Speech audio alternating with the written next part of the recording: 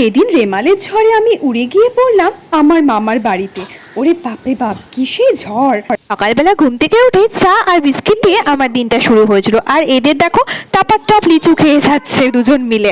ওই যে দেখো মহারানী ওইদিকে এতক্ষণে ঘুম থেকে উঠলেন, আর মামিকে দেখি আলু আর গাজর নিয়ে বসে গেছে, কারণ এখন চাউমিন রান্না হবে। আলু, গাজর, কাঁচা লঙ্কা সমস্ত কিছু কাটা হয়ে গেছে, আর এইবার আমার দুষ্টু বুনু চাউমিনগুলোকে দিয়ে দিচ্ছে জলে। মামার বাড়ির আবদার বলে কথা, মামার বাড়িতে যখন এসেছি তখন তো কবজি ডুবিয়ে খেতেই হবে। আর সত্যি কথা বলতে আমার মামা মামিরা আমাকে খুবই ভালোবাসে।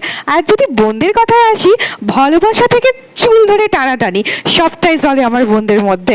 তো এখানে ভীষণই মজা করি। তো আমাদের এদিকে চাউমিন হয়ে গেল, চাউমিন খেয়ে দিয়ে আমি আর দুষ্টু বুনু মিলে বেরিয়ে পড়লাম। আমি আর দুষ্টু বুনু মিলে বৃষ্টির মধ্যে, বৃষ্টিটা কমে গেছে যদিও, আমরা মিষ্টি কুমড়ো কিনতে।